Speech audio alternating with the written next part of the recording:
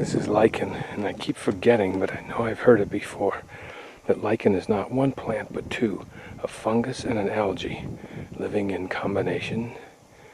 Algae gives the color to the lichen. I thought I would videotape this area through here because it looks like it ought to be used for grazing and so forth. I don't know that it isn't, but what you see there on the ground are all the lava rocks. This is still an outflow area covered with these rocks, and my guess is that they might go quite deep, rendering this useless except for the sparse bit of lumbering that one could do, but would be a permanent thing. It'd be a long time before the trees recovered, or some kind of grazing, I suppose.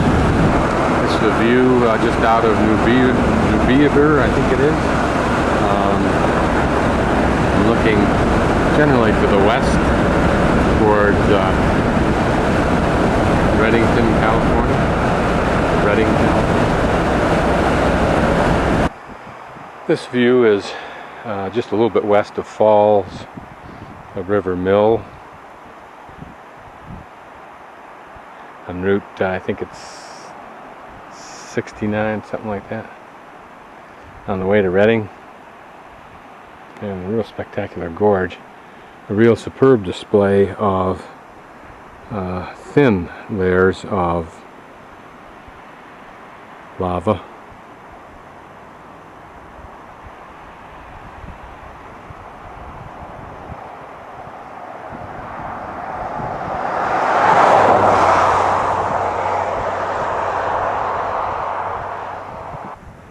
Don't know what that mountain is. Fairly good sized one, but then so's the one back to the left. Beautiful country.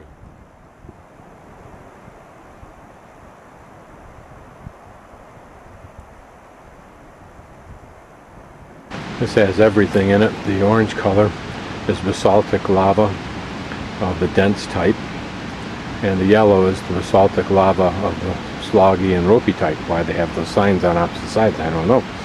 The green is basaltic, it's up on the left there. A dense type, different in temperature and gas content. And then over on the right, in the purple, is a volcanic lake bed sediment, a mixture of ash, pumice, and other fine-grained products.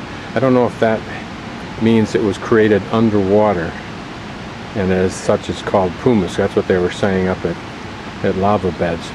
And then a diatomaceous earth, or diatomite, which is really a limestone created out of little critters' bones. And then the blue, that's that white part right up there. And then the blue right over here is basaltic chunk in volcanic mud flow.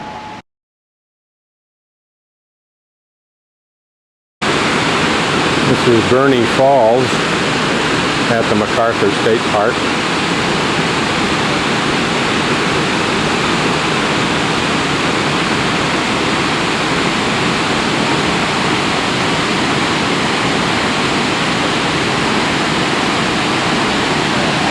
It's interesting over there to see the water just flowing from underneath those rocks somehow.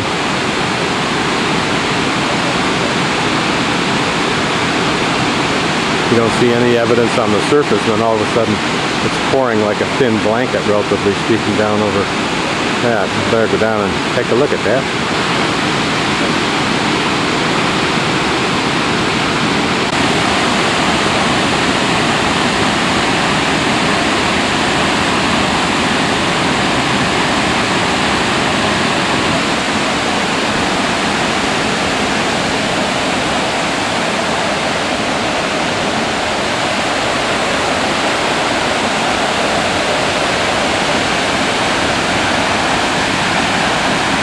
What is fascinating to me about this falls, because I've not seen this before, is these waterfalls over here, in which the water, a fairly significant amount, particularly according to a couple of locals I was talking to for this time of year, is water pouring out from underneath what looks like, certainly it is, a dry face of rock above it.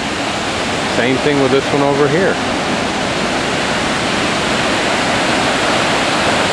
Is there a stream that runs near the face, above the waterfall face there, underneath the rock face, or is it coming from deeper inside the rock walls?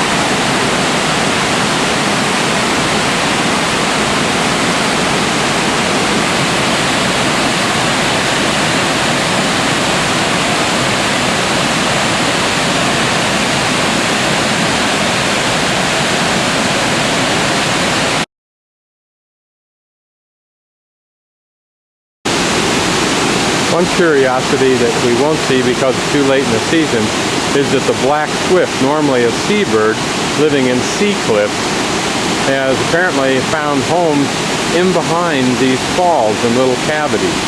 And the only time they alight is on their nest of lichen, apparently.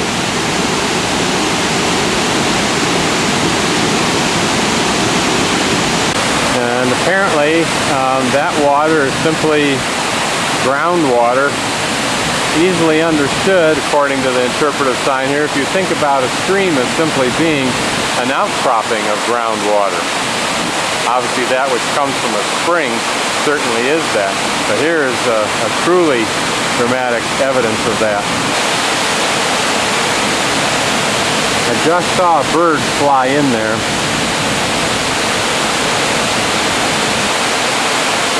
It didn't look like a swift.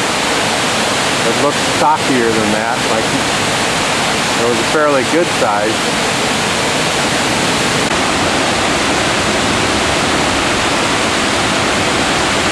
Very quickly the lens will get covered with mist and you can see it flying at me. Apparently there are trout in that 18 to 24 foot deep pool, which, as you might imagine, follows the falls as it erodes itself back over hundreds and thousands of years. Back through there you can see the falls, but these steep talus slopes here are evidence of the fact that the falls has cut its way from some place to my left behind the camera up to its present position. This used to be vertical walls of basalt that fell when it was undercut by the water from the stream.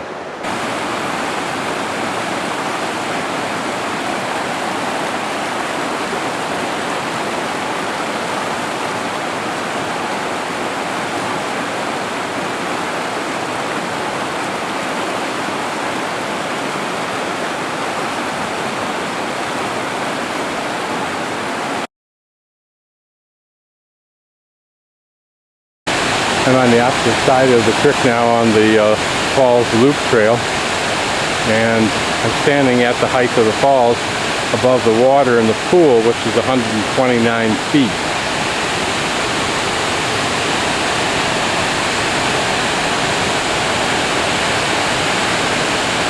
And apparently the falls maintains a pretty constant water level throughout the year because it's fed by underground springs. This is the river just above the falls. Here's one of the federal government's little lies. The area is not closed to protect public features. It's closed because there's the edge of the falls. And they don't want fools walking out there and stumbling, losing their footing and going over the falls.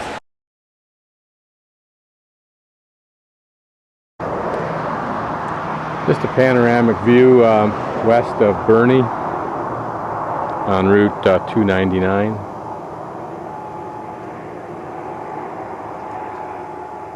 Looks like some evidence of clear cutting over there and some lava formation there.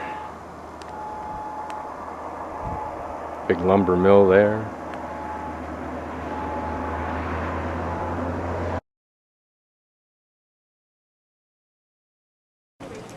This is the spiffy new pedestrian bridge that goes across the river in Reddington, California. From the side it looks like a sail because it arches back. It actually looks like something you'd see on the top of a cruise ship. But it's held not only by this buttressing, or these legs here, but by those thick cables, which are about 2 inches thick, probably airline cable. Pretty nifty thing. And then this is a full 6-mile bike loop. You go down across here, down, back across another bridge.